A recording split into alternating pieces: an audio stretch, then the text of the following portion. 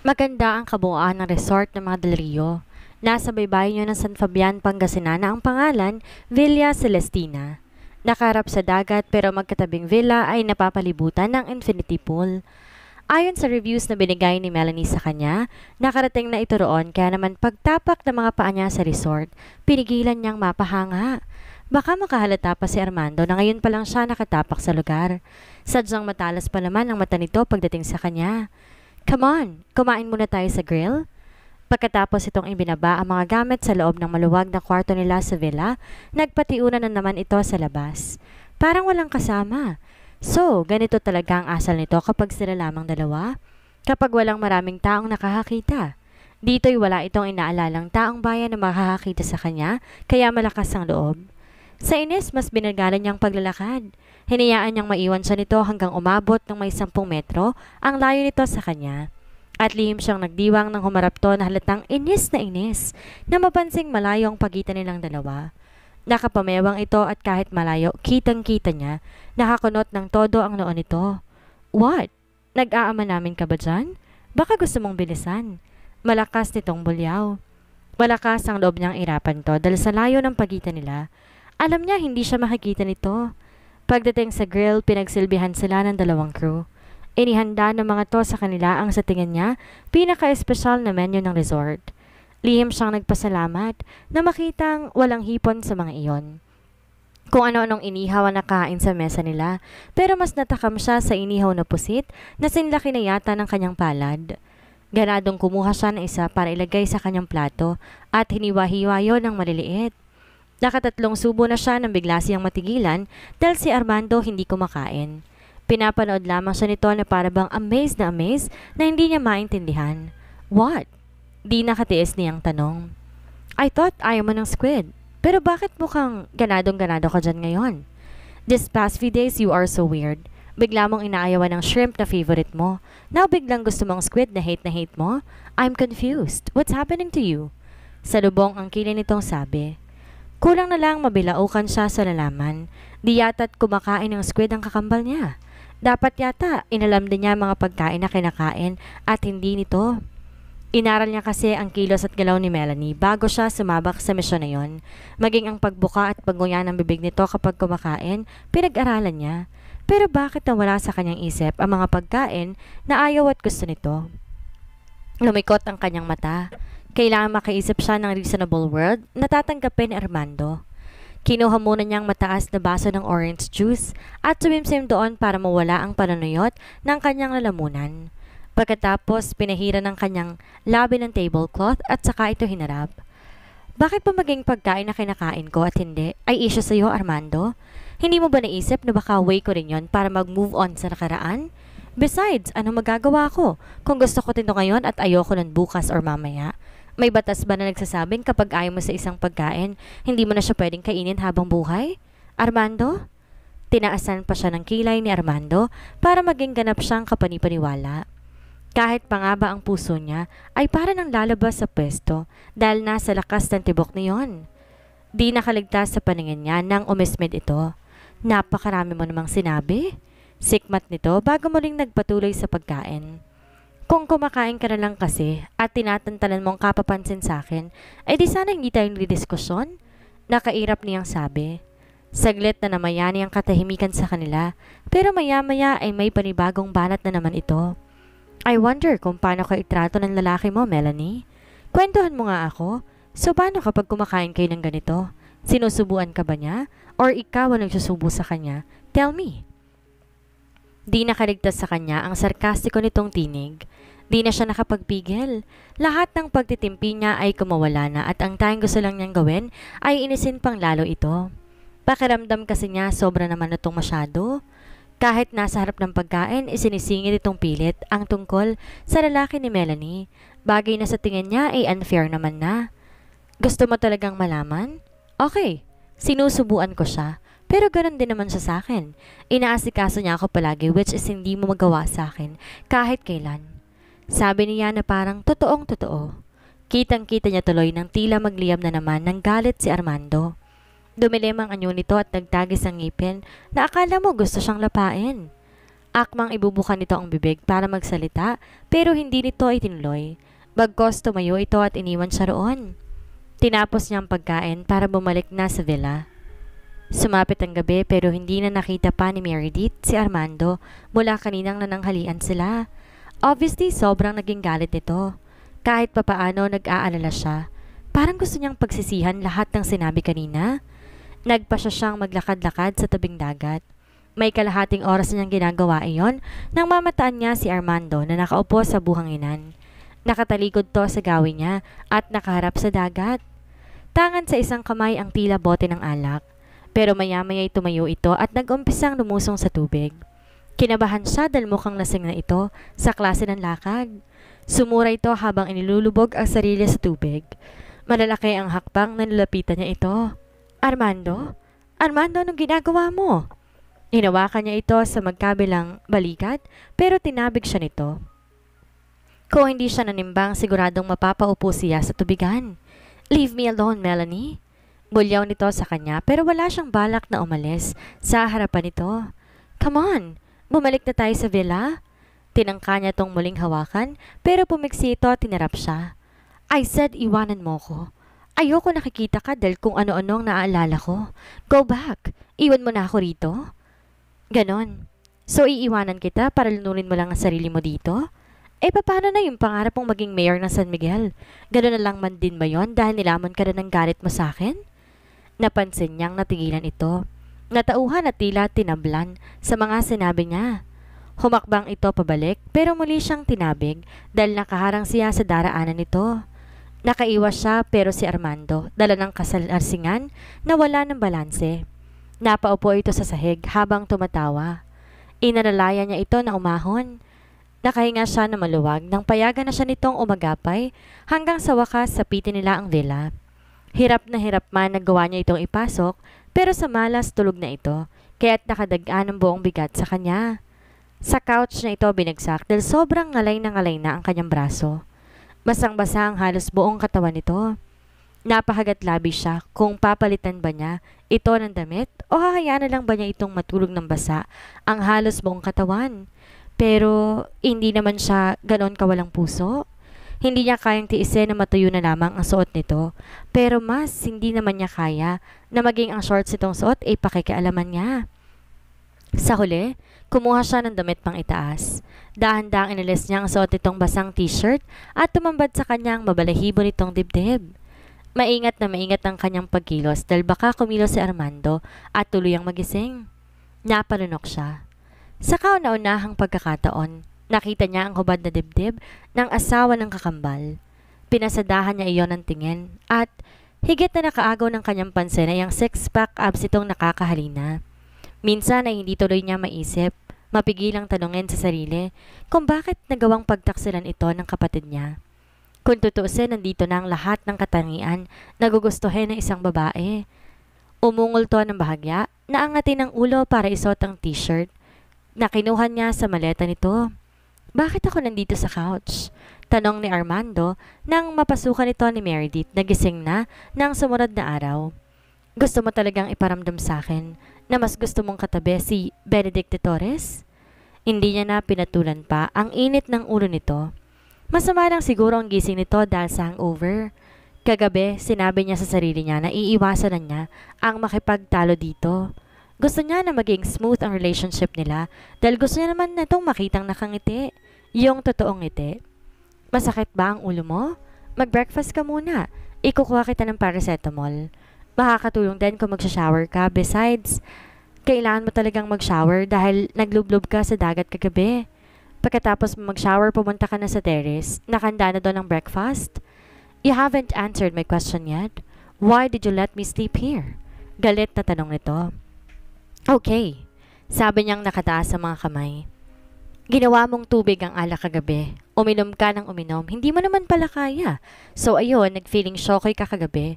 Mukhang balak mong hanapin si Jezebel. Kaya inawat kita at pilit may uwi rito kahit hirap na hirap ako dahil dyan sa bigat mo. Sobrang ngawit na ako kaya dyan ka na lang naibagsak sa couch. Kung hindi ko nagawa yun dalawa tayong babagsak sa sahig. Mukha namang satisfied si Armando sa pangangatwiran niya, kaya hindi na nga ito nagtanong pa. Nakahanda ng breakfast sa terrace nang lumabas ito. Siya mismo ang naghanda ng pagkain nila. Habang tulog pa ito kanina ay tumulong siya sa helper nitong si Leia na nabanggit na rin ni Melanie sa kanya. Tuwang-tuwa siya sa sariwang-sariwang alimasag na nabili nito sa isla. Isinangkot siya niya iyon at nang mahango, binuhusan niya ng mayonnaise. Idagdag pa ang mabangong amoy ng fried rice na hinaluan niya ng hinimay na kikiam at hotdog. Tingnan lang niya kung magawang isna ni Armando ang almusal na inihanda niya. Subalit napansin niyang nakakunot na naman ang noo nito. So pinatulog mo ako na basa ang shorts at brief. Pinalitan mong shirt ko pero tinira mo talaga ang bottom ko? How dare you? Umagang-umaga, galit na naman ito. Natigilan siya. Hindi niya napaghandaan ang tungkol sa bagay na yon.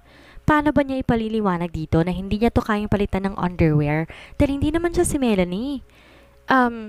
Hindi ko kasi makita yung shorts at brief mong baon. Halatang hindi ito naniniwala sa mga salitang lumabas sa kanyang bibig. Nakakita nga naman siya ng pamalit na shirt pero shorts, hindi. Samantalang magkakasama ang mga yon sa iisang maleta, dala-dala nito. Sa huli, ang mga mata nitong matalim na naman, na tila umuuri sa lahat ng kanyang sinabi, ang napala niya. Sa ikatlong araw nila sa San Fabian, sumunod doon ang mag-asawang Del Rio. Gusto di umanong tiyakin ng mga ito na maayos silang dalawa at hindi nagbabangayan kagaya ng madalas silang gawin sa bahay ng mga to.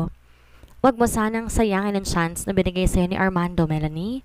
Seryoso, pero puno ng pakiusap ang tinig ni Governor Del Rio nang umagang yon habang kaharap niya ang mag-asawa. Tumango si Meredith. Nagbago na ako, Papa. I have come to realize my mistakes. Sana lang makalimutan na rin ni Armando ang mga kasalanan ko. Wala siyang ideya na natural ang kanyang dating. Kahit sino walang magdududa na hindi siya si Melanie. Madali mong magagawa yon kung susuportahan mo siya all the way sa darating na eleksyon, Melanie. Ipakita mo kay Armando na talagang nagbago ka na. Dagdag pa nito dahilan para lalo siyang mapatda at mapatingin dito.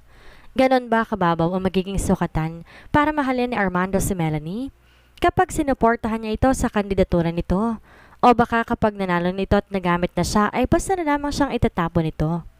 Kahit hindi siya si Melanie, parang piniga ang kanyang puso, pero wala naman siyang magagawa. Sa mata ng mga ito, siyang nagkasala kay Armando, kaya hanggat maaari, susundin niya ang gusto ng mga ito. Hindi lang niya mapigilang masaktan para sa kakambal. Opo, Papa, pagsang-ayon niya. Tama na gusto namin maging maganda ang imahe ni Armando sa mga taga San Miguel, pero mas gusto namin na magkaayos kayo mag-asawa. Yun sanang isipin mo, Iha. Kasal kayo ng anak ko. Hanggat kayang ayusin ninyo ang relasyon ninyo dahil pinagbuklod kayo ng Panginoon. Ani pa ng mabait na ginang. Wala siyang nagawa kung hindi ang tumango. Lihim na inihatid ng tanaw ni Meredith si Armando. Kasama nitong umalis ang ama. Pakiramdam niya tatama rin na siya buong maghapon dahil wala na sa paningin niya si Armando. Kinailangan ng mauna ng mga ito at maiwan sila ng ginang sa villa dahil may kailangan di umano tong ayusin tungkol sa negosyo. Mamayang hapon babalik na sila ng San Miguel. Ang buong akala pa naman niya magtatagal sila dito sa San Fabian. Umaasa siya kahit papaano mapapaamo niya muna si Armando bago sila bumalik pero hindi pala. Kahit gusto niyang magdamdam dahil sa paulit-ulit na malamang kailangan, lamang siya nito para sa eleksyon. Di pa rin niya maiwasan na makaramdam ng kahungkagan sa pag-alis nito. Binuhos na lang niya ang pansin kay Mrs. Del Rio. Pinasyal niya to sa park at sa tabing dagat. Nang bumalik sila, giniyak na niya ang mga gamit dahil pagkatapos daw mag-siesta ng ginang, aalis na sila. Pagdating sa mansyon ng mga ito, halos malapit ng mag-alas 6 ng gabi. Matapos magpahinga saglit, niyakag siya ni Mrs. Del Rio sa kusina para maganda ng hapunan.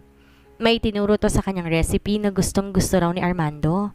Bigla siyang na-excite. Excited siya na ipagluto si Armando sa kauna-unahang pagkakataon. Halos silahin niya ang oras nang matapos siya sa pagluluto. Ilang beses siyang patanaw-tanaw sa pinto para i-check kung dumating na ba ang kotse nito. Ngunit nakapaghapunan na sila at lahat, wala pa rin ito. Nakakailang init na siya ng ulam pero maghahating gabi na to dumating. May excitement siyang nadama nang sa wakas marinig ang ugong ng paparating na kotse ni Armando. Hindi na siya lumabas ng silid. Doon na lamang niya ito hihintayin. Pero nainip lamang siya sa paghihintay. Mag-iisang oras din na lumipas, hindi pa rin to pumapasok sa silid. Naisipan niyang lumabas para lamin kung ano ang ginagawa nito. Baka sakali na gusto nitong kumain ay ipaghahain niya. Pero wala ito sa living room, wala rin sa bar at sa dining room maging sa porch, kaya hindi niya maiwasang mangunot ang noo kung nasan ba ito. Pabalik na siya sa master's bedroom nang maulinigan niya ang nakabukas na TV sa guest room na tinutulugan nito ng mga nakarang araw. Dito na naman ba ito matutulog? Sa villa, magkatabi na silang matulog pero nakatalikod nga lang ito sa kanya buong magdamag. Sa huli, napabuntong hininga siya, tsaka lulugulugong bumalik sa silid. Bakit ba niya ginagawa ito? Tinanggap lang ba talaga niya si Melanie para parausan? Pero mas mabuti na rin siguro to. Biglang kambyo ng isip niya. Ito naman talaga ang gusto niya para sigurado na mapapangalagaan niya ang dangal.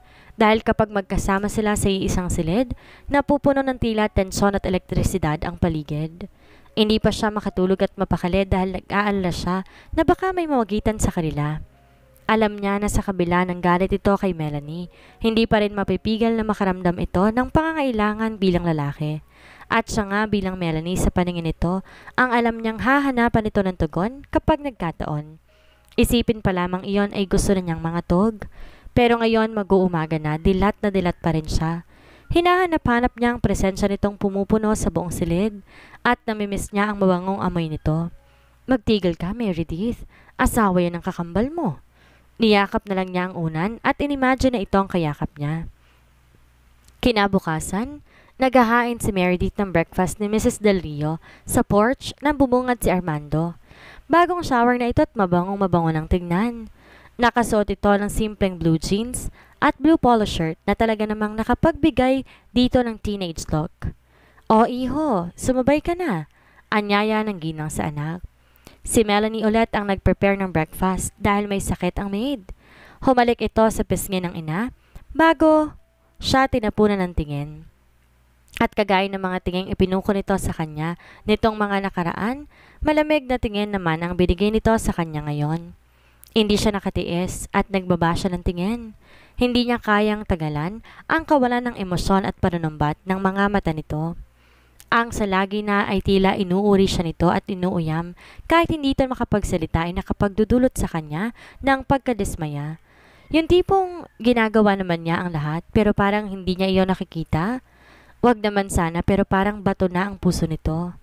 Maaga akong kailangan sa planta ngayong umaga, Mama, sabi nito. Mukhang walang balak kumain dahil siyang naghanda ng agahan. Nabanggit na sa kanya ni Mrs. Del Rio na talagang napakaabalang tao ni Armando. Bukod sa kandidatura nito bilang alkalde ng kanilang bayan, ito rin ang CEO ng Telecommunications Corporation ng pamilya. At dahil nga sa solo itong anak, solo din itong pinamamahalaan yon magmula na magretiro ang ama. Hindi mo ba muna sasabayan si Mama? Lambing ni Mrs. Del Rio sa anak. Walang nagawa si Armando. Halatang napilitan lamang itong umupo sa breakfast table para pagbigyan ng ina. Pinagtimpla niya ito ng brewed coffee. You know I don't put creamer on my coffee. Tila galit na naman nasita nito sa kanya. Nataranta siyang bigla. Mabutin lamang at hindi ito nakahalata. I'm sorry, nakalimutan ko. Sabi na lamang niya habang unti-unti na naman siya na nilalamon ng kaba. Ititimpla na lang kita ng bago. Napatingin siya kay Mrs. Del Rio. Ngumiti siya para iparating dito na okay lang siya. Bakas kasi sa mukha nitong pag-aalala para sa kanya dahil sa inasal ng anak. Kailangan na hindi siya maging ganon kasensitive sa kalamigan ni Armando. Matapos magtimpla ng bagong kape, nilagyan niya ng fried rice ang plato nito. Lalagyan pa nga sana niya ng bacon pero pinigilan na siya nito. Ako na, Melanie. Sanay naman akong hindi mo inaasikaso, hindi ba? Dati naman pati pagkakamot mo, iniuutos mo sa maid. Mabalasik nitong sabi. Kahit hindi siya si Melanie, parang gusto niyang mainsulto. Ang baba-baba na ng tingin niya sa sarili niya dahil sa pang-insulto nito. Kahit pa nga ba alam naman niya na ginagawa lamang nito iyon dahil sa kasinungalingang ginawa niya. Arman, saway dito ni Mrs. Del Rio. I am sorry, Mama. Sabi nitong tila na-realize ang maling aktuasyon. Pasensya ka na, Melanie. Probably I just rose at the wrong side of the bed. Nag-apologize man ito sa kanya. Kulang naman sa sensiridad. Nilipat niyang pansin sa nurse na nasa pintuan. Niyaya niya itong sumabay sa pag-almusal nila, pero tumanggi ito at sinabing mamaya na lamang. Alam niyang narinig nito ang mga sinabi ni Armando.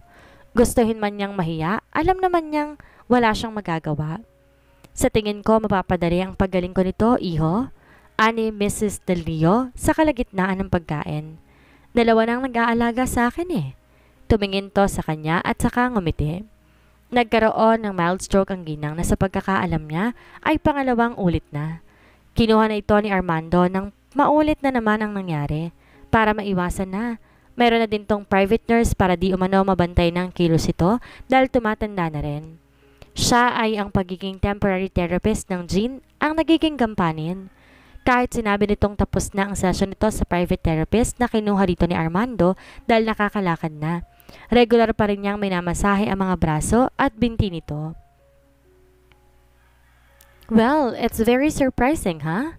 May sarkasmo sa himig nitong sabi. Nakalata marahil ang ginang kaya iniba na ang usapan. Nakita nga pala namin ng papa mo nung isang araw, si Allen at ang wife niya, and they were suggesting barbecue party this weekend para i-celebrate ang reconciliation ninyo. Busy ako, mama. In preparation for the election, I don't think I will have time for that party. Sabi nito na nasa pagkain ng buong atensyon. Pero, iho, isang araw lang naman yun. In fact, ang sabi ng wife ni Marco, sila nang bahala sa lahat.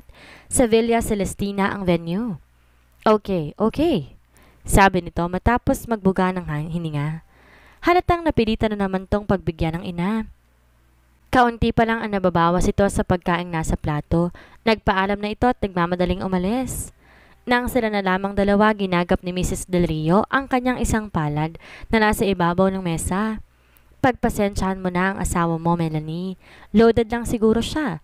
At syempre pa, hindi niya ganap na nakakalimutan ang mga pagkukulang mo sa kanya. But please don't give up, iha. Pasasaan ba't magiging kagaya ulit kayo ng dati? Ngumiti siya. Yes, mama.